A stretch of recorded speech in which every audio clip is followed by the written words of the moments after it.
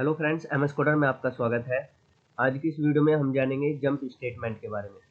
Jump statement basically दो तरीके के होते हैं जो सी शार्प के अंदर यूज किए जाते हैं। एक होता है ब्रेक स्टेटमेंट और एक होता है कंटिन्यू स्टेटमेंट। तो सबसे पहले हम ब्रेक स्टेटमेंट के बारे में जानेंगे कि ब्रेक स्टेटमेंट क्या होता है और इसको हम क्यों यूज़ करते हैं। देखिए, जो ब्रेक स्टेटमेंट होता है ये जो लूप्स होते हैं, फॉर लूप, व्हाइल लूप या डू व्हाइल लूप, उनके साथ यूज किया जाता है। और इसको यूज़ करने का पर्पज़ ये होता है कि हम जो लूप है उसका जो फ्लो है, अगर उसको हम ब्रेक करना चाहते हैं तब हम ब्रेक स्टेटमेंट को यूज़ करते हैं। तो चलिए पहले हम एक फॉर लूप बनाते हैं जिसको हम एग्जीक्यूट करके देखेंगे विदाउट यूजिंग ब्रेक स्टेटमेंट।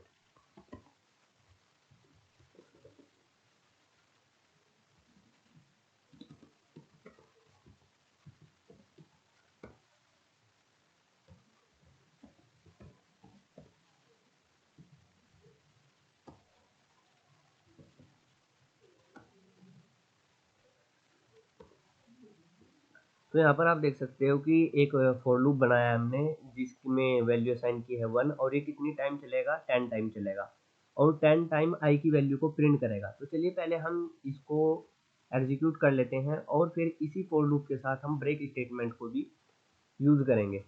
तो यहाँ पर आप देख सकते हो कि आई की वैल्यू 1 से लेकर 10 तक यहाँ पर प्रिंट हो गई है। अब यहाँ पर ब्रेक स्टेटमेंट को हम यूज़ करेंगे। तो ब्रेक स्टेटमेंट का काम क्या होता है कि जैसे ही कंपाइलर को ब्रेक स्टेटमेंट दिखाई दे जाता है किसी भी लूप के अंदर, तो कंपाइलर क्या करता है, उस लूप से बाहर आ जाता है, यानी कि आगे के जो इटरेशन है उनको कंप्लीट नहीं करता। तो इसको हम एग्जांपल के साथ समझते हैं। देखिए, हमने यहाँ पर एक कंडीशन लगाते हैं। कंडीशन क्या लगाया हमने कि जैसे ही आई की वैल्यू 5 के बराबर हो जाती है तो इफ की बॉडी के अंदर हम ब्रेक स्टेटमेंट को डाल देते हैं।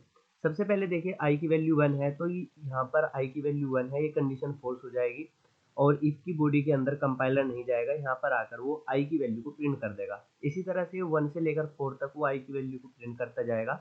जैसे ही आई की वैल्यू 5 हो जाएगी तो ये कंडीशन ट्रू हो जाएगी और जो कंपाइलर है वो इफ की बॉडी के अंदर आएगा और यहाँ पर उसको दिखाई दे जाएगा ब्रेक स्टेटमेंट। जैसे ही उसको ब्रेक स्टेटमेंट मिलेगा वो इस फॉर लूप से बाहर आ जाएगा और आगे की जो इटरेशन है उनको नहीं करेगा। तो चलिए इस प्रोग्राम को हम एग्जीक्यूट करके देखते हैं। तो यहाँ पर आप देख सकते हो कि आउटपुट स्क्रीन पर आपको क्या शो रहा है, 1 से लेकर 4 तक आई की वैल्यू प्रिंट हो रही है। आगे की जो आई की वैल्यू है उसको कंपाइलर ने प्रिंट ही नहीं करने दिया, वो फॉर लूप के बाहर निकल आया। तो फॉर लूप से बाहर क्यों निकल के आया, क्योंकि यहाँ पर हमने ब्रेक स्टेटमेंट को यूज किया हुआ है। तो ब्रेक स्टेटमेंट की डेफिनेशन क्या कहती है कि जो करंट इटरेशन है, फ्लो है किसी भी लूप का, उसको ये ब्रेक कर देता है। चलिए अब हम कंटिन्यू स्टेटमेंट के बारे में समझते हैं। कंटिन्यू स्टेटमेंट देखिए, जैसे कि इसके नाम से ही पता चल रहा है कंटिन्यू स्टेटमेंट का काम क्या होगा। तो पहले हम इसी फॉर लूप को यहाँ से कॉपी करते हैं और यहाँ पर इसको हम पेस्ट कर लेते हैं। अब यहाँ पर देखिए, हम कंटिन्यू स्टेटमेंट को यूज़ करेंगे और कंटिन्यू स्टेटमेंट का काम क्या होता है उसको भी हम एग्जाम्पल के थ्रू समझते हैं।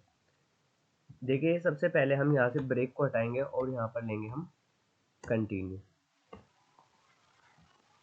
देखिए, यहाँ पर आई की वैल्यू सबसे पहले 1 होगी और ये कंडीशन फॉल्स हो जाएगी। ये कंडीशन कब जाके ट्रू होगी, जब आई की वैल्यू 5 हो जाएगी। तो यहाँ पर सबसे पहले कंपाइलर क्या करेगा, 1 से लेकर 4 तक आई की वैल्यू को प्रिंट कर देगा।